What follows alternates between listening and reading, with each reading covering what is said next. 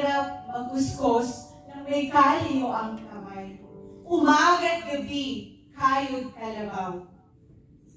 May maipadala lang sa anak na laging nangbubulahaw. Mama, wala na akong baon. Pang-milk tea ko, isama mo na rin. Dagdagan pa ng iyong nanay na nanghihingi ng pambili ng chinsan soup at nganga. Sumabay pa si Papa. Anak, ang pambili ko ng abono at pulang kabayo, baka makalimutan mo pa. Ang naiwan sa sahod, pambili sana ng kolorete sa mukha. Hiningi pa ng ate mo na may utang sa Bombay at Sultada. Ubus man ang laman ng pitaka, naligayahan na ang pagbigyan sila. Ako ay isang manggagawa sa isang bansang banyaga. Ang tingin ng iba sa akin, ako'y kahawa-hawa.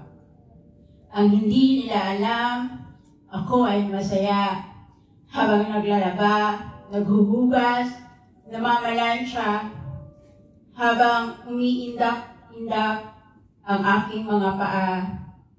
Kahit sangkatutak pa ang tambak sa kusina, kumikinding-kinding, kumakanta, para lang maibsan ang problema. Paano naman kasi? Ang sweldo ay parang isang ipo-ipo kay tagal naglaho. Talo pa ang isang dilubyo sa magulong mundo, walang batid sa pagtatrabaho, tila araw-araw nag-aararo. Tinitiis sa binting na sakit, pilit hinahakbang, hindi makalapit. Talo pa ang isang paslit kung makakapit. Sa araw ng linggo, kami ay masaya at nakatawa upang maibsan ang pagod at lungkot na nadarama. Nakabihis ng maganda na parang prinsesa, ngunit butas na ang bulsa. Naka-makeup din, pero marami pang bayarin, pero feeling okay pa rin kahit wala nang sasahurin. Mas okay na yung ganitong sitwasyon dahil may inaasahan namang solusyon ng ang mga problemang pinansyal ng mga pinapaaral namin.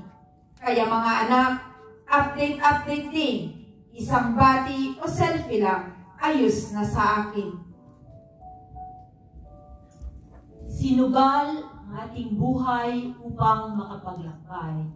Para itong laro na tungis sa kapitbahay.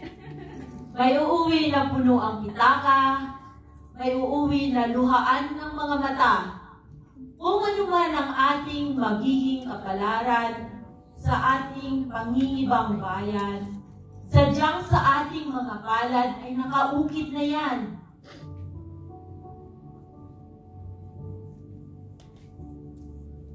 Sadyang sa ating mga palad ay nakaukit na yan. Minsan makakaranas tayo ng saya at karangyaan. Ngunit minsan, pagod, lungkot, pang-aabuso, at panlilinlang. Ngunit lahat ng ito ay hahamakin, malalampasan lamang. Kung pinigo man tayo ng pagkakataon, huwag tayong kaagad bumitaw. Palagi nating iisipin ang mga musmos na mukha na ating iniwan.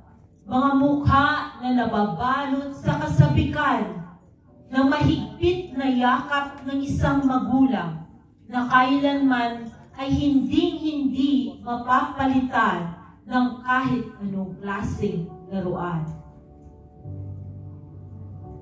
Ito ang aming kwento. Bagong bayani, tawagin sa bayang aming pinagmulan. Kami, mga maralitang mamamayan na naghangad ng mas luntiang pastulan, dasal at tibay ng loob ang tanging sandata para makipagsapalaran sa lupang banyaga. Ang iba ay nagbilang na ng dekada, kaya naman dalangin ko sana'y makamtan na ng bawat isa ang pinakamimidhi ng kanilang puso't damdamin. Iba-ibang kwento, iba-ibang mukha. Kami po ang mga pusong pinagtibay ng karanasan sa nagdaang panahon, pinagbuklod ng isang pangarap na makaahon at daloy ng aming tula.